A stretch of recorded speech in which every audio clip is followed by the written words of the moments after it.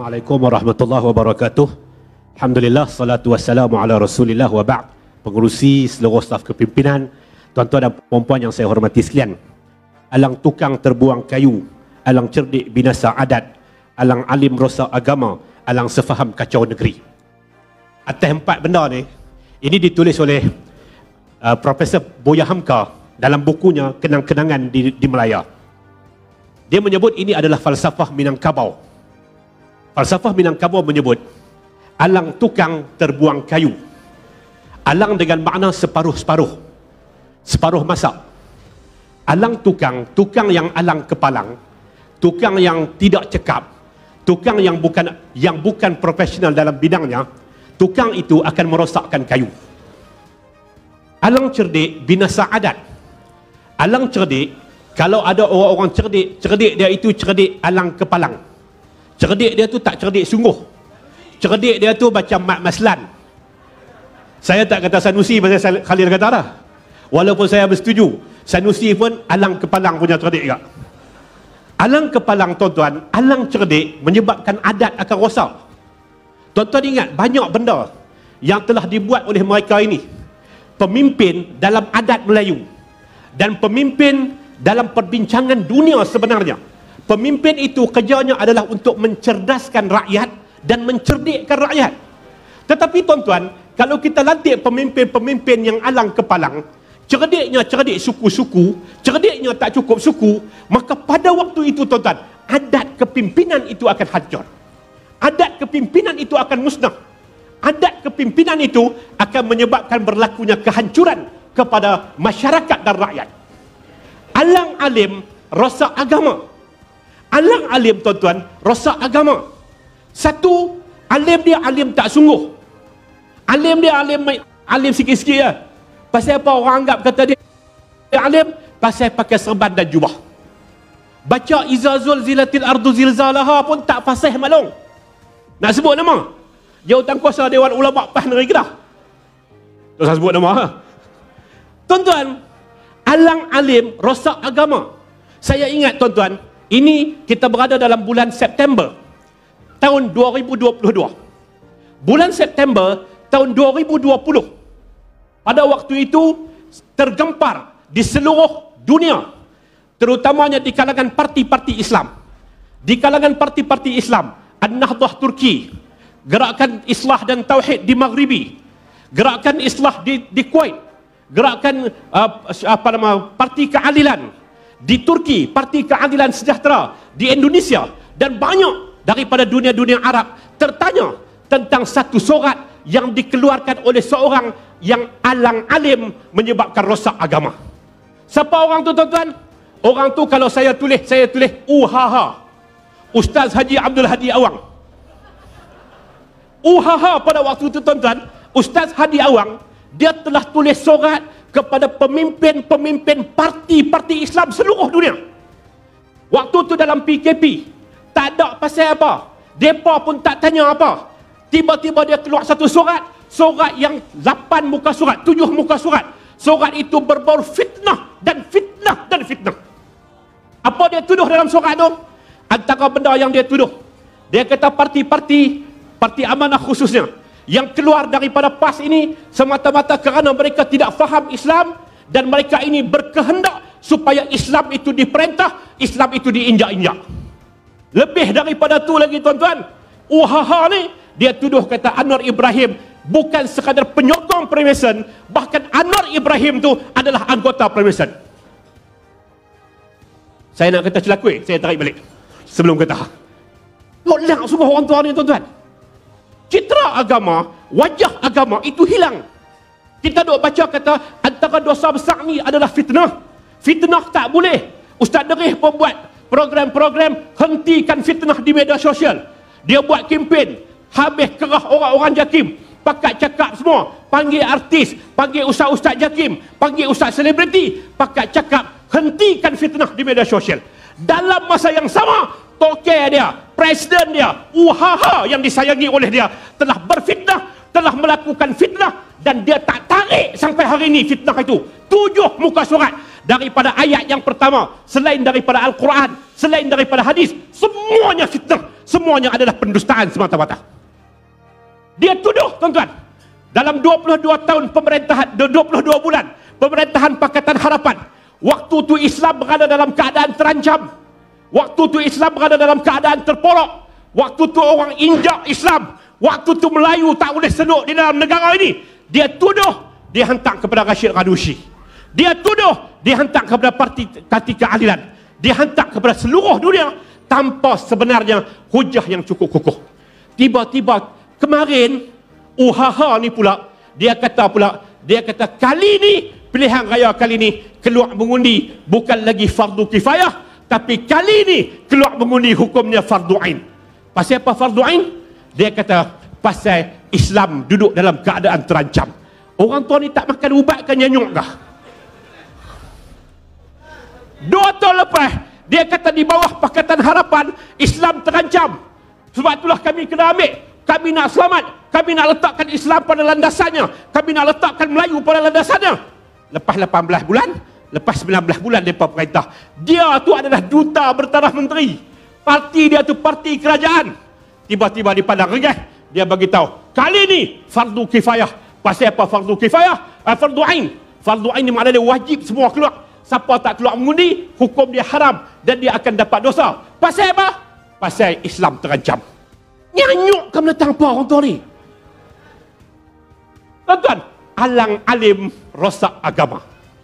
Kalau kita bagi kepada orang yang macam ni, tuan-tuan, dia hanya bermodalkan daripada tahun 82 sampai lah ni tahun 2022, 40 tahun. Tuan-tuan cuba perhati tengok ayat apa yang dia baca dan macam mana cara dia nulis ayat tersebut. Wa qala allazina istud'ifu lil ladzina istakbaru. Ayat itulah dia baca. Telah berkatalah golongan mustad'afin kepada golongan yang mustakbarin, golongan orang-orang besar, kalau kami tahu inilah cara kamu perintah, nescaya kami tak akan mengundi kamu ketika mana di dunia. Waktu dia jadi pemegang ayat tu, tuju kepada kerajaan UMNO Barisan Nasional. Waktu dia kawan dengan UMNO Barisan Nasional, kawan dengan Muhyiddin, kawan dengan Azmin, ayat tu dia tuju pula kepada Pakatan Harapan. Dia tak pernah kena apa, alang alim rosak agama. Baca ayat ni, tuan-tuan, mula daripada kanan pun kena ke orang, mula daripada kiri pun kena ke orang. Dia tak ada apa. Tak haram jadah ke macam tu, tuan-tuan? Tuan-tuan, ini perangai UHH. Tuan-tuan cuba perhati. Itu betul lah apa yang dikatakan oleh Buya Hamka dalam falsafah Minangkabau yang dia coretkan dalam bukunya Kenang-kenangan di Melaya itu. Alang alim rosak agama. Alang alim rosak agama. Alang sepakat rosak negeri. Alang sepakat rosak negeri. Tuan-tuan, kita rajin sebut sebelum pilihan raya, saya ceramah dengan Wabi Zamri, ceramah Dr. Ismail, ceramah berkata tempat sebelum pilihan raya 2014 kata ni, kita kata PAS tu adalah parti yang Chan Mengkai kata nang botinang kui botikui. Kita kata, tuan-tuan, mai-mai bila dia sepakat ni, tuan-tuan, betul PAS dan Perikatan Nasional ni tak tahu, parti tak ada identiti. Saat dia kata kita akan lawan siapa yang lawan dengan Perikatan Nasional, saat-saat dia kata katalah apa pun kami tetap nak kawan dengan Barisan Nasional. Gila kamu nak tambah. Waktu mereka buat muktamar di Raya Hotel, saya salah satu malam tu saya pergi, saya habaq kat perwakilan mereka, saya kata inilah tabung haji yang hampa kata jual dulu ni, yang lah ni hampa mai duduk di sini, hampa kata jual kata inilah tabung haji, inilah hotel tabung haji yang lah dia ubah jadi nama raya. Dia kata tak apalah, tu politik saja. Haram jadah mangkuk semua bapak ni, tuan-tuan. Mana boleh kamu himpun, kamu bangunkan fitnah kononnya semata-mata untuk dapatkan sokongan, lepas tu kata-kata Syekh tak ada apa Syekh, ini ijtihad politik dia. Ijtihad politik pengguangan. Mana boleh lagu tu? Kamu kena duduk dalam stand yang cukup kokoh. Pemimpin dia kena bawa misi yang jelas, visi yang jelas. Kalau pemimpin yang sak-sak macam tu, sak-sak macam ni, kacau. Ada seorang sahabat tanya kepada salah seorang pimpinan PAS, tanya, macam mana pilihan raya ni? Macam mana pilihan raya ni? Nak kawan dengan BN ke nak kawan dengan PN? Dia kata hak mana boleh jadi kerajaan? Tu pelacur. Bukan saya kata, Tengku Razali kata. Di Pekan Rabu. terjumpa, ada sahabat kita terjumpa dengan pemimpin PAS itu, dia kata, macam mana kali ni Ustaz? Macam mana kali ni Ustaz? Nak kawan dengan BN ke? Nak kawan dengan PN? Dia kata, kita kawan dengan yang mana kita boleh jadi kerajaan. Syok naik kereta duduk belakang, dia kata. Haram dia dah aku. Dia bukan cerita tentang rakyat. Dia bukan cerita tentang orang bawah. Dia tak cerita tentang kita. Dia cerita pasal dia syok duduk atas kursi empuk. Dia cerita pasal allowance dia beribu-ribu. Dia cerita pasal dia boleh panggil pihak majlis bandaraya untuk pasang kemah nak bagi anak dia keluri kahwin. Tadi Cam Mengkai kata tak betul. Jangan ada hina pemimpin Islam. Saya kata tak apalah, tak betul. Tuan-tuan dan puan-puan yang saya hormati sekalian, ini yang disebut. Yang disebut, kalau alang muafakat tu pun tak tahu macam mana. Muafakat, yang kata muafakat ni tuan-tuan, dia mai daripada perkataan Arab. Muwafaqah, kita bersetuju. Bersetuju atas satu prinsip. BNPN ni, persetujuan dia apa? Persetujuan dia pasal dia nak jadi kerajaan saja. Persetujuan dia pasal apa? BN tak boleh terima kekalahan. Azmin jahat, Muhyiddin tongong, campur dengan Haji Hadi Rakus, campur pokok ni, dia pun tubuh kerajaan. Mereka bukan ada benda yang mereka setuju bersama, melainkan kita kena jadi kerajaan. Lepas mereka jadi kerajaan, mereka bakat bertokak sama-sama mereka. Hari itu kita kata Muhyiddin gagal, UMNO kata Muhyiddin gagal, Zahid kata Muhyiddin gagal, jatuh naik Ismail Sabri. Muhyiddin pula kata Ismail Sabri gagal. Ismail Sabri kata, nak gagal, kalau aku gagal, hang juga gagal, pasal hang pengurusi MPN. Ni parti menentang apa ni tuan-tuan? Kerajaan menentang apa ni macam ni? Kerajaan yang duduk dalam kabinet, mereka buat keputusan-keputusan, mereka keluar-keluar pakat lawan kata, hang gagal. Timbala menteri kata kat kawan ni gagal, kawan ni kata timbala Perdana Menteri gagal dan sebagainya. Ismail Sabri, dia kata dekat menteri dia sendiri. Dia kata kalau gagal, yang gagal itu Menteri Ekonomi. Dan kena ingat Menteri Ekonomi itu yang lompat katak daripada UMNO, pergi masuk Parti Bersatu. Masuk Bersatu. Menteri Ekonomi Mustafa Muhammad. Tuan-tuan, kerajaan yang macam ni kalau kita tinggal lagi, rosak negeri tuan-tuan. Sebab itulah saya bersetuju dengan apa yang Haji Hadi sebut. Fardu ain untuk keluar mengundi, okey, tak apa. Tapi haram kalau keluar untuk bagi pangkah kepada UMNO Barisan Nasional dan juga kepada PAS Perikatan Nasional. Apa hujah kita? Pasal apa kita kata hujah dia bagi kepada Barisan Nasional dan Perikatan dan UMNO itu haram, bagi kepada PAS dan Perikatan Nasional juga haram atas nama agama. Tuan-tuan yang saya hormati sekalian, mengambil kerajaan secara tidak hak itu adalah haram. Mengambil kerajaan secara tidak hak itu adalah haram. Apa yang disebut oleh Haji Abdul Hadi Awang, Ustaz Haji Abdul Hadi Awang, beliau kata kerajaan ni adalah kerajaan tebuk atap. Tuan-tuan ingat, yang sebut nama kerajaan ni kerajaan tebuk atap bukan rakyat, yang sebut adalah Haji Hadi Awang. Dan dia bagi tahu bahawasanya dia antara peran yang memainkan peranan penting pergi berunding dengan Tan Sri Muhyiddin, berunding dengan Azmin Ali, berunding dengan beberapa orang yang lain pihak UMNO untuk mereka buat kudeta melalui pintu belakang. Siapa yang sebut? Haji Abdul Hadi Awang. Memberikan undi kepada sebuah parti yang bermain dalam padang demokrasi tetapi tidak percaya dan tidak yakin kepada sistem demokrasi. Ini adalah satu pengkhianatan. Dan memberikan kepercayaan kepada kerajaan yang seumpama ini adalah haram. Sebab mudarat yang paling besar sudah ada di hadapan. Mereka sanggup untuk memulaskan tengkok Nas bila-bila masa. Macam kita sebut tadi, bila-bila pun ayat Quran tak pernah kena kat mereka. Wala tarkanu ilal ladzina zalamu. Jangan kamu cenderung kepada orang yang zalim. 60 tahun Aisyah pun boleh hafal ayat tu, ke duk pergi ceramah di pentas PAS dah.